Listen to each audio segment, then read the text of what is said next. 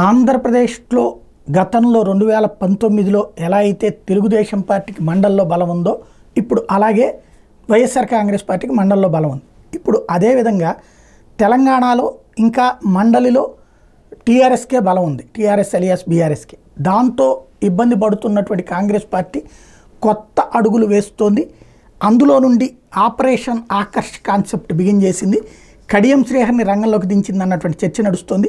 తెలుగుదేశం పార్టీలో ఉన్నప్పటి నుండి కడియం శ్రీహరికి సన్నిహితులుగా ఉన్న మాజీ మంత్రి ఎమ్మెల్సీ సత్యవతి రాథోడ్, ఎమ్మెల్సీ తక్కెళ్లపల్లి రవీందర్రావు ఇద్దరితో టచ్లోకి వెళ్ళి వాళ్ళని ఇటువైపుకి ఆకర్షించే ప్రయత్నం. అదే సందర్భంలో ఉమ్మడి వరంగల్ జిల్లాలో బీఆర్ఎస్ని బలంగా దెబ్బకొట్టాలన్న ఆలోచనకు కూడా భాగంగా ఎమ్మెల్సీలు బసవరాజ్ సారయ్య, బండా ప్రకాష్లకి కాంగ్రెస్ కండువా కప్పించాలని మాజీ ఎంపీ రామ సహాయం, సురేందర్ రెడ్డి సహాయం కాంగ్రెస్ పార్టీ కోరిందని వాళ్ళిద్దరితో చర్చించే బాధ్యత ఖమ్మం ఎంపీ రామ సహాయం, రఘురామ్ రెడ్డికి అప్పగించారన్నటువంటిది ఒక ప్రచారం జరుగుతుంది.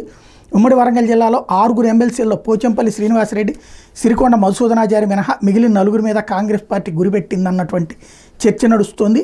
అయితే ఒకవేళ అట్లా జరిగితే వెంటనే అనర్హత వేటు వేయడానికి కేసీఆర్ మాట వినేటటువంటి అక్కడ ఉన్నటువంటి చైర్పర్సన్ ఉంటారు కాబట్టి ఏం జరుగుతుందో చూడాలి.